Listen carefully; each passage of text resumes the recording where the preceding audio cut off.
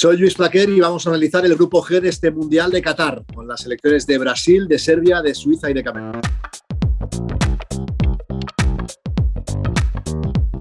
Bueno, creo que este grupo G, todo lo que no sea que Brasil acabe como primera de grupo sería un sorpresón. Evidentemente no son rivales asequibles los que le han tocado, pero me parece que la superioridad de la canariña del conjunto brasileño se da por descontada. Se presume, de hecho, mucha más competencia por saber quién va a acabar como segunda de grupo. Y ahí creo que parte con ventaja la selección de Serbia por el hecho de contar con futbolistas de mayor trayectoria y más contrastados como Vlahovic, como Milinkovic-Savic o como el propio Mitrovic. El grupo G, por cierto, que se empareja en este Mundial con el grupo H. Si se cumplen los pronósticos y Brasil acaba primera como esperamos, pues se enfrentarían octavos a la segunda clasificada del grupo G, que en este caso forman Portugal, Ghana, Uruguay y Corea del Sur. Brasil hay que reconocer que llega como un torbellino al Mundial, si nos hacemos eco de lo que son sus últimos partidos y sobre todo la confianza que le da a la selección de Tite el haber superado con muchísimo éxito la siempre complicada clasificación sudamericana, en la que fue primera y además terminó toda la fase de manera invicta. Así que es una selección a tener muy en cuenta si tenemos en cuenta los precedentes más recientes de cara a este Mundial de Qatar. Brasil llega a este Mundial motivadísima y con ganas incluso de cierta revancha. Recordemos que en el pasado Mundial de Rusia cayó sorprendentemente eliminada por la selección de Bélgica en los cuartos de final. Y digo también lo de aire de revancha porque viene de perder una final de Copa América ante Argentina a pesar de jugar el torneo en casa. Así que Brasil llegará con cuentas pendientes y con muchísima motivación. De hecho, la pentacampeona aspira a conseguir el título, algo que lo logra desde el año 2002. Además, Brasil llega a la cita con muchísimos jugadores que estarán en Qatar en plenitud de facultades, en un momento álgido de su carrera, lo que convierte a la brasileña, evidentemente, como siempre es, en una de las selecciones favoritas al título en este Mundial de Qatar. Bueno, en este grupo G veremos selecciones un pelín variopintas. Evidentemente, la que tiene que llevar la iniciativa en todos los partidos será la selección de Brasil, selección con laterales profundos, con una figura fundamental en el esquema de Tite, como es la cuestión de Casemiro, ese mediocentro que tiene que darle equilibrio, porque luego está toda la magia arriba. Y de hecho ahí dependerá el sistema. ¿Jugará Neymar de media punta? ¿Lo incorporará Tite siendo más valiente como un delantero más? Veremos qué es lo que acaba siendo esta selección de Brasil, que puede cambiar de piel y disfrazarse de equipo más defensivo para sorprender al espacio con la velocidad de los de arriba o incluso tener que dominar el partido como se espera que tenga que hacer en esta primera fase ante rivales de menor entidad.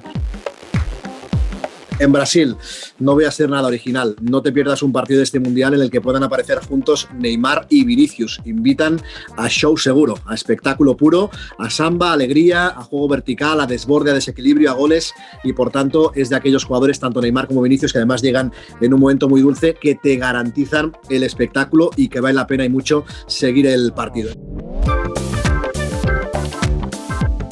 Mucho más sorprendente seguramente fue lo de Serbia, que se adjudicó el billete pues directo para Qatar, imponiéndose ni más ni menos que en su grupo, en el grupo A de clasificación. Entre otros se impuso a la Portugal de Cristiano Ronaldo. De hecho se llegó a la última jornada con un duelo directo entre Portugal y Serbia y un gol en el último instante en tierras portuguesas del conjunto serbio, un gol de Mitrovic, fue el que clasificó a la selección de Serbia y dejó para la repesca en este caso a la selección de Portugal.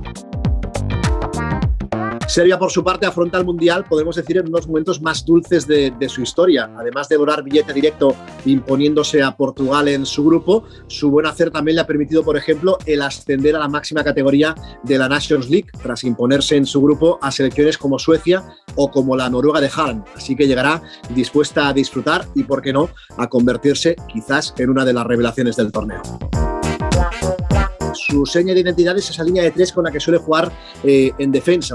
Suele ser un 3-4-3. Ha habido partidos como en el partido ante Portugal en el que llegó a juntar hasta 5 centrocampistas. Al final, Stojkovic, su seleccionador, suele ser de estos técnicos que quiere innovar y que quiere sorprender al rival siempre desde la pizarra. Evidentemente, su planteamiento dependerá siempre del rival al que se enfrente en cada partido.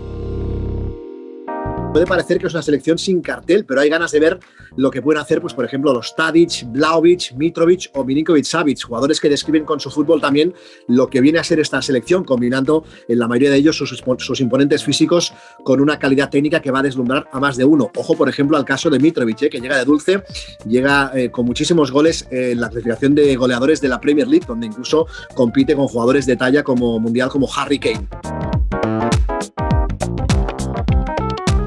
Similar fue la clasificación para Qatar de la selección de Suiza, quien acabó en este caso primera de grupo en la fase de clasificación de su grupo por delante de Italia, la campeona de Europa, que al final tampoco superó la repesca y se quedó incluso sin billete para ir a Qatar. La fase de clasificación de Suiza fue tremenda en un grupo que completaban Irlanda, Bulgaria y Lituania, y la cerró el conjunto helvético sin conocer la derrota y tras encajar tan solo 2 goles en 8 partidos.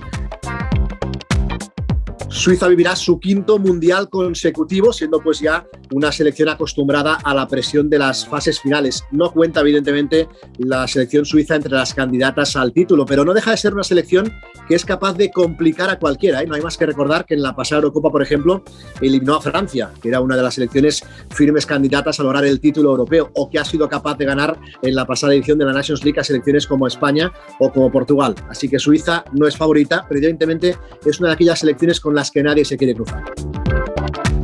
En cuanto a Suiza, pues Murat Yakin normalmente apuesta por el 4-4-2. Es una selección muy física, que no tiene ningún tipo de problemas ni reparos para cerrarse atrás. Lo comprobó sin ir más lejos España en el partido en el que cayó ante los suizos en la pasada Nations League en la Romareda, y que tiene en el juego aéreo una de sus principales bazas, una de sus principales armas. Pues hay que destacar a los clásicos, a los veteranos, empezando por la portería. Jan Sommer, portero de garantías, con muchísima experiencia en citas mundialistas, ha arruinado a más de una selección, mientras, por ejemplo, Granit Xhaka, capitán y que llega en plena confianza por su buen hacer en el Arsenal inglés, donde suma goles y asistencias en este arranque tan bueno del conjunto de Mikel Arteta, también llegará en un buen momento, en muy buena forma, a esta cita mundialista de Qatar. Tampoco le faltó emoción a su clasificación a la selección de Camerún. En este caso fue en el último instante de una eliminatoria ante Argelia que acabó en la prórroga. De hecho, el gol que clasificó a los cameruneses para el Mundial de Qatar lo marcó Toko Ekambi en el minuto 124 de partido. Un Toko Ekambi, evidentemente, que se convirtió en el héroe nacional tras sellar con ese gol a última hora el preciado billete para el Mundial de Qatar para la selección de Camerún. Camerún llega al Mundial alejada de los focos que la alumbraron en otras citas cuando contaba con grandes jugadores como por ejemplo Samuel Eto'o, que ahora mismo es el presidente de la Federación Camerunesa. Vive de hecho el combinado africano un proceso de regeneración que obtuvo premio con su agónica clasificación con el gol a última hora de Toko Ekambi para este Mundial de Qatar, y que afronta esta cita con una selección joven que eso sí espera mejorar las últimas experiencias mundialistas de Camerún, que no estuvo en Rusia 2018 y que fue incapaz de sumar ningún punto en las pasadas ediciones, tanto en Sudáfrica como en Brasil. Y luego Camerún, pues como selección africana, lo apuesta todo o casi todo al físico. Son muchos los futbolistas con los que cuenta fogueados ya en ligas europeas. Es la selección que seguramente más tendrá que adaptarse en cuanto a esquema al rival que tenga enfrente, tratando siempre de ordenarse atrás para buscar sorprender al rival, en este caso por velocidad y por físico. Y en cuanto a Camerún, pues apuesta, como decíamos, por los jóvenes, como reclamo en este Mundial.